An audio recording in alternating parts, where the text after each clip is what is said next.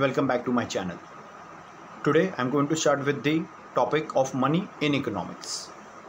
अब ये टॉपिक शुरू करने से पहले इट इज़ वेरी इंपॉर्टेंट कि आपके बेसिक्स क्लियर होने चाहिए। इसके पिछले वीडियो में जो मैंने अपलोड किया हुआ है उस वीडियो में मैंने इकोनॉमिक्स से सारे बेसिक्स कॉन्सेप्ट बेसिक टर्म्स लिए हुए हैं। सो अगर आपने वो वीडियो नहीं देखा है, अगर आप मेरे इस चैनल पे नए हैं तो सब्सक्राइब कीजिए और उस वीडियो को ज़रूर देखें ताकि आपके कॉन्सेप्ट जो है वो क्लियर हो जाए। So without wasting any time let's get started with the concept of money. अब मनी नया कॉन्सेप्ट नहीं है, बराबर है। वी ऑल नो कि पैसा क्या है, मुझे आपको सभी लोगों को मालूम है कि अल्टीमेटली मनी क्या है। बट मनी का इवोल्यूशन किस तरीके से हुआ, क्या आज जो पैसा हमारे सामने हमको दिख रहा है, क्या वो पैसा काफ़ी साल पहले या काफ़ी जनरेशन पहले भी इसी तरीके से था? We can say no. Over a period of time money में बहुत इवोल्यूशन आए, बहुत सारे चेंजेस आए। तो इस पर्टिकुलर चैप्टर में हमें यही चीज़ें समझनी है कि किस तरीके से ग्रेजुअल चेंजेस आते गए मनी में, इवोल्यूशन किस तरीके से होते गया मनी में, वो सारी चीज़ें इस पर्टिकुलर टॉपिक में हम कवर करेंगे। But before we just start we go with the introduction. Just एक बेसिक कुछ चीज़ें समझ के ले ले कि ह्यूमंस ने 3 बड़े इन्वेंशन किए। Now we people can clearly see over here, wheels हो जाएगा, मनी है एंड फायर है। ये 3 इन्वेंशन जो ह्यूमंस ने किए उनके इंटेलेक्चुअल कैपेबिलिटी के कारण, जिससे ये पता चलता है कि वर्ल्ड का पूरा हिस्ट्री चेंज हो गया था ये 3 चीज़ों के इवोल्यूशन के ज़रिए। So as far as money is concern, अब मनी की अगर हम बात करें तो money is a generally acceptable concept. मतलब क्या होता है कि पैसा एक्सेप्ट करने से कोई मना नहीं करता है। अगर मैं किसी को पैसा देता हूँ तो वो पैसा लेने से मना नहीं करता है। पहले के टाइम पे चीज़ें अलग थी, you may be aware, barter system हुआ करता था। बार्टर सिस्टम का मतलब क्या होता है, गुड्स के बदले गुड्स देते थे लोग, सामान के बदले सामान एक्सचेंज करते थे। तो ये चीज़ें जो थी over a period of time change होती गई। बट कई बार बार्टर सिस्टम में, जब हम आगे वाले पार्ट में उसका ड्रॉबैक कवर अप करेंगे, हम ये समझेंगे कि बार्टर सिस्टम में काफ़ी कमियां आ गई थी। कई बार बार्टर सिस्टम के गुड्स से सामने वाला लेने से मना कर देता था। बट पैसों में ये सब प्रॉब्लम्स नहीं होती है, इसीलिए मनी को कहा जाता है it is generally acceptable as a means of exchange. कोई भी पैसों को एक्सचेंज करने से मना नहीं कर सकता है और आप पैसों को कभी भी स्टोर कर सकते हो और पैसों को कभी भी हम मेजर भी कर सकते हैं। ये एक बहुत बड़ा बेनिफिट है मनी का। This is what is defined by professor Crowther in his definition of money. और आज जो हमारा मॉडर्न वर्ल्ड है, मॉडर्न वर्ल्ड में पैसों का बहुत इंपॉर्टेंस है कि कोई भी हम ट्रांजैक्शन करते हैं, बिना ट्रांजैक्शन के, बिना मनी के कोई ट्रांजैक्शन हो नहीं पाता है। और हमारी मॉडर्न इकोनॉमिक लाइफ में एक बहुत बड़ा पार्ट प्ले करता है मनी का, जिससे हमारी वांट सेटिस्फाई हो पाती है। Now moving further with the concept that we are having is difficulty in barter exchange. अब इंट्रोडक्शन वाले पार्ट में मैंने बताया कि over a period of time money में इवोल्यूशन हुआ, पैसों में धीरे धीरे ग्रेजुअल चेंजेस आने लगा। बट क्या रीज़न था? कुछ तो रीज़न होगा कि पैसों में चेंजेस आया। जो आज के ज़माने में जहाँ पैसा पहुँचा है वो किस तरीके से पहुँचा, तो उसमें सबसे पहला जो बेस रखा गया था वो बार्टर सिस्टम की डिफ़िकल्टीज थी। अब बार्टर सिस्टम में जो कमियां आई उसके चलते फिर पैसों में इवोल्यूशन आने लगा। तो पहले तो समझना कि what is a barter system. Barter system means exchange of goods for goods. जब एक पर्टिकुलर पर्सन दूसरे पर्टिकुलर पर्सन से ट्रांजैक्शन करता था उस टाइम पे तो पैसा नहीं था, सीधी सी बात है। तो वो क्या करते थे, सामान के बदले सामान एक्सचेंज करते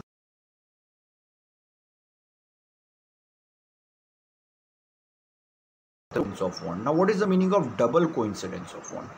double coincidence of want means अगर मुझे किसी व्यक्ति से कुछ गुड्स एक्सचेंज करना है तो वो पर्सन भी मेरे साथ वो गुड्स एक्सचेंज करने को रेडी होना चाहिए। संजोग से दोनों लोगों के बीच में एक संजोग से बात होनी चाहिए कि मैं राइस लेने आया हूँ उस पर्टिकुलर पर्सन से, तो वो मुझे व्हीट देने को तैयार हो जाना चाहिए।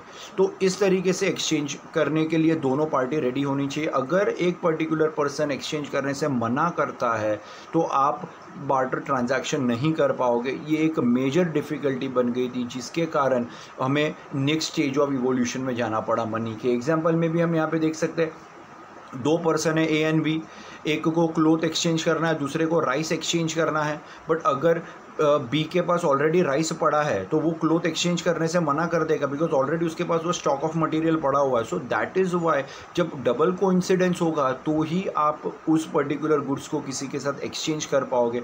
ये ड्रॉबैक के कारण मनी में इवोल्यूशन आया over a period of time.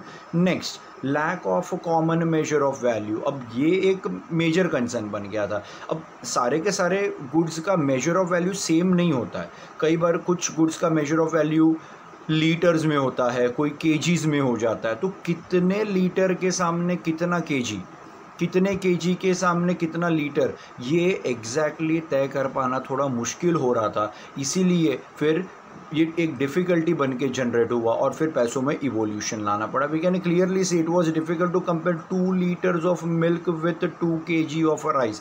एक तो मिल्क वैसे ही पेरिशेबल है, जल्दी ख़राब हो जाता है, और राइस जो है वो लॉन्ग नॉन पेरिशेबल है, वो काफ़ी लंबे समय तक चलता है, कंपेरेटिवली उसका लाइफ ज़्यादा है. तो एक तो नेचर ऑफ कमोडिटी भी अलग है, दूसरा डिफ़िकल्टी इन मेजर में भी आता है क्योंकि एक लीटर में चला गया है और एक जो गया वो केजी में गया है. So this is again a drawback. Difficulty in storage. The third point that we are having, अब वेयर हाउस भी तो नहीं थे ना पहले. आज के टाइम पे तो चलो वेयर हाउस वगैरह हमको हर जगह मिल जाते हैं, कोल्ड स्टोरेज भी मिल जाता है पेरिशेबल गुड्स को स्टोर करने के लिए. उस टाइम पे जब कोई सुविधा नहीं थी, उस टाइम पे अगर आप लार्ज क्वांटिटी बल्क में डील करते हो तो फिर उसको स्टोर करना मुश्किल होता था. ख़ास करके अगर वो गुड्स पेरिशेबल हो, जो जल्दी ख़राब हो जाता है, it becomes very difficult during that particular period of time to store goods. ये एक ड्रॉबैक बन के उभरा. उसके बाद the fourth point that we are having is indivisibility of certain goods. कुछ गुड्स ऐसे होते हैं जिसको डिवाइड करना पॉसिबल नहीं है, ख़ास करके अगर वो लाइव स्टॉक हो, भेड़ बकरियां वगैरह है, इसको आप डिवाइड नहीं कर पाते हो. तो ये एक बड़ा ड्रॉबैक बन गया कि इसको स्मॉल पार्ट में डिवाइड करना मुश्किल हो गया. जैसे मान लो कि if I have a live stock, मेरे पास एक गाय पड़ी है और मुझे उसको एक्सचेंज करना है राइस के साथ. अब जिस पर्टिकुलर बंदे के पास राइस होगा, मैं गया उसके पास, हमने वैल्यू डिसाइड की कि 100 kg of rice will be equal to 1 livestock, means 1 cow जो मेरे पास पड़ी थी. अब वो बंदा बोला कि अभी करंटली उसके पास सिर्फ 50 kg ऑफ राइस है, तो जो क्वांटिटी की वैल्यू जो राइस के सामने काउ की गई थी उसका 50% ही पड़ा है उसके पास. 50 kg तो उसका 50% हुआ. तो ऐसे में मैं मेरी काउ को पार्ट में डिवाइड नहीं कर सकता. मैं ये नहीं बोल सकता भाई तू आधा काउ अभी ले ले, आधा काउ तू बाद में दे देना जब तू 50 kg देगा. तो मुझे फिर डिसाइड करना है कि क्या मुझे वो पूरी काउ देनी है या नहीं देनी है, और फिर उससे डिसाइड होगा कि वो ट्रांजैक्शन आगे बढ़ेगा या नहीं बढ़ेगा. तो ये एक मेजर कंसर्न बना when we consider the barter system in its difficulty. The last point that we are having in difficulty in barter exchange is a problem of making deferred payment. अब deferred payment का meaning पहले समझ ले आप लोग. Deferred payments means payment to be made in future. It means a transaction मैं आज करता हूँ लेकिन उसका पेमेंट मैं फ्यूचर में करूँगा. मतलब एक गुड्स तू आज मुझसे लेके जा बार्टर सिस्टम के अंडर, लेकिन तुझसे जो गुड्स मुझे मिलना है वो तू मुझे इन फ्यूचर कभी भी बाद में आके दे देना, हफ्ते 10-15 दिन में. अब how is it possible to trust that person? क्या गारंटी है कि वो बंदा जो तुमसे आज सामान लेके जा रहा है वो तुमको दूसरा सामान जो तुम्हें उससे लेना है वो तुमसे एक्सचेंज करके देगा ही देगा? This thing became a major drawback in the barter system. Deferred payment का एक कंसर्न बन गया. आज तो ठीक है कि चलो हमने लोन पे कुछ चीज़ें ले ली, हम धीरे धीरे EMI उसका भरते रहते हैं. ये चीज़ें पहले पॉसिबल नहीं थी बिकॉज मनी था ही नहीं, तभी गुड्स के बदले गुड्स ही होता था. तो डिफर्ड पेमेंट के कारण ये एक इवोल्यूशन ऑफ मनी कंसिडर करना पड़ा. So these were all different points under the concept of barter system. Now we can clearly see कि जो पहला पॉइंट हम लोगों ने कवर अप किया था यहाँ पे, it was related with double coincidence of want. दोनों पार्टी सामने सामने एक दूसरे के साथ गुड्स एक्सचेंज करने को रेडी होनी चाहिए, कॉमन मेजर ऑफ वैल्यू होना चाहिए, वो नहीं होता था अल्टीमेटली. तो ये एक ड्रॉबैक बन गया. Difficulty in storage was a concern because उस टाइम पे वेयर हाउसेज वगैरह नहीं थे. इंडिविजिबिलिटी ऑफ सर्टन गुड्स, खास करके लिविंग थिंग के सामने नॉन लिविंग थिंग अगर उतनी क्वांटिटी में अवेलेबल नहीं होती थी तो उसको काटना थोड़ा मुश्किल हो जाता था. And finally we had taken was related with the problem of making deferred payment. Future में पेमेंट करना होता है, क्रेडिट ट्रांजैक्शन जो होते थे वो करना थोड़ा मुश्किल हो जाता था बार्टर सिस्टम के under. The next answer that we are having is stages of evolution of money. हर एक स्टेज में ना, अब now we can clearly see these are all different stages of money they have given over year, but हर stage में कुछ ना कुछ तो कमियां रही होगी जिसके कारण नया स्टेज इवोल्व हुआ. So let us try and understand what were the different stages और उसमें क्या क्या कमियां रही होगी जिसके कारण नया स्टेज का इवोल्यूशन हुआ है. Now we can clearly see the first of the stage that we are having in evolution of money is animal money, जहाँ पे काव, शीप, गोट ये सब चीज़ें लोग एक्सचेंज करते थे और ये सारे ट्रांजैक्शन प्री हिस्टोरिक पीरियड में होते थे. बहुत साल पुरानी बात है ये. तो बट प्रॉब्लम क्या आ रहा था इसमें कि they were regarded as indivisible. इसको डिवाइड करना मुश्किल है. मैंने आपको बार्टर सिस्टम वाले पॉइंट में बताया था कि जब हम एक एनिमल को एक्सचेंज करते हैं तो उसको उस क्वांटिटी में देने के लिए अल्टीमेटली डिवाइड करना थोड़ा मुश्किल है इनडिविजिबल नेचर के कारण. फिर नया स्टेज जनरेट हुआ which was related with the commodity money. Commodity money में क्या क्या ट्रांजैक्शन होंगे, जैसे एनिमल स्किन हो गया, ग्रेन्स, धान जिसको कहा जाता है, शेल, शंख वगैरह हो गया, फेदर्स, टस्क है, हाथी के दांत जो होते हैं, स्टोन्स, ये सब चीज़ों को as a medium of exchange consider किया गया जिसको लोग एक्सचेंज करते थे बिजनेस ट्रांजैक्शन के बदले.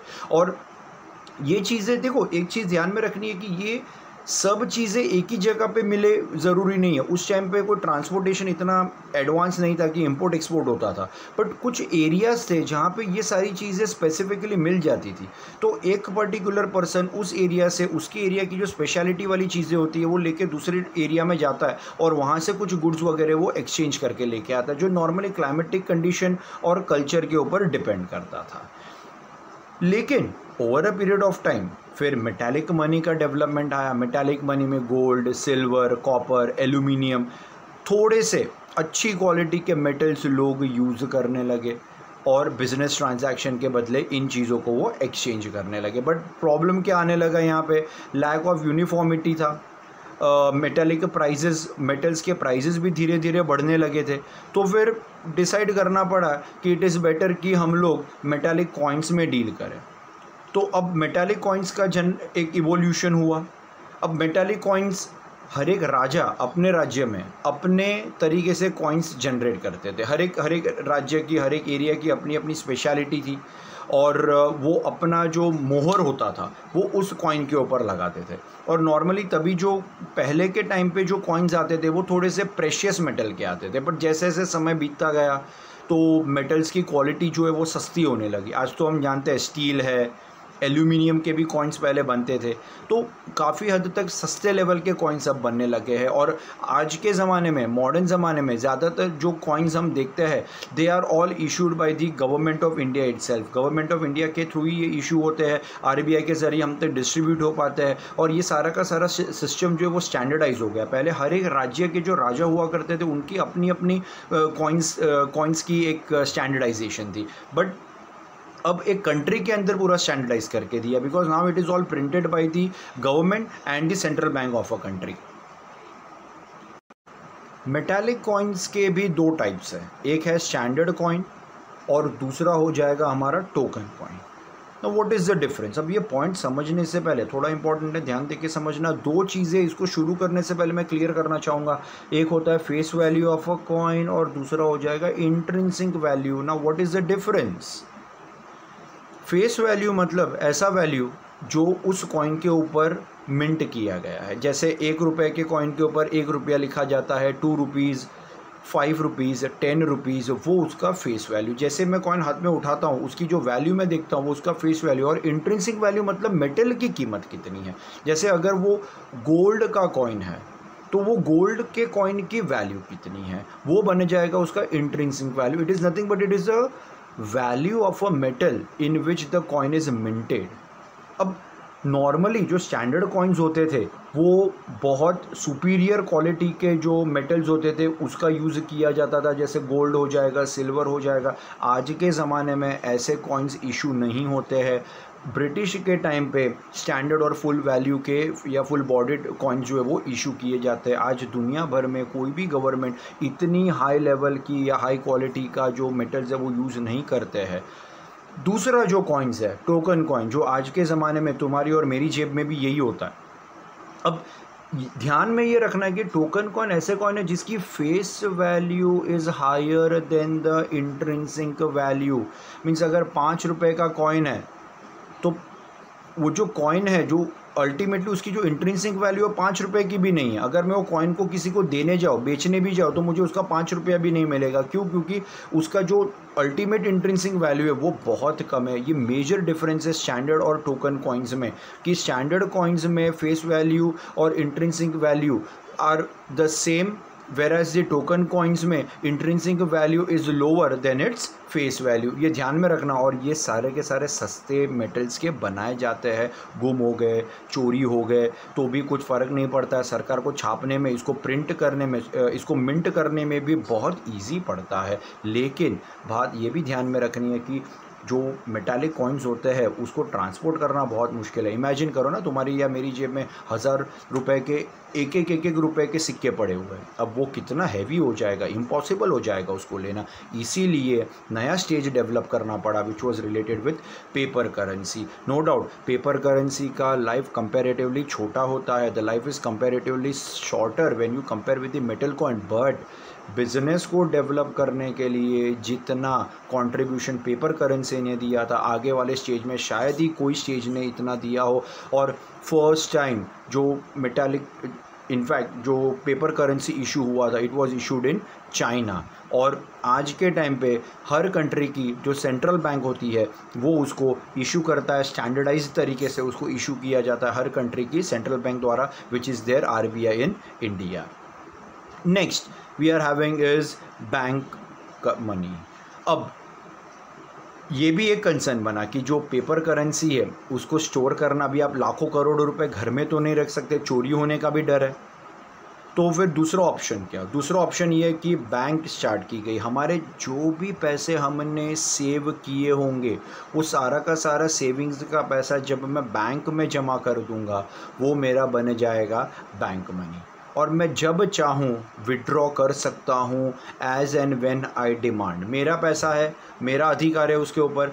When ever I will ask my bank to get me that money by a proper cheque, I can withdraw that amount as and when required. So safety measure के तौर पे जो paper currency में आता था, जो घर में हम स्टोर नहीं कर सकते थे because of a risk factor, people started to deposit their money into the bank. So that is why the evolution of bank money then started. The seventh point that we are having is plastic money.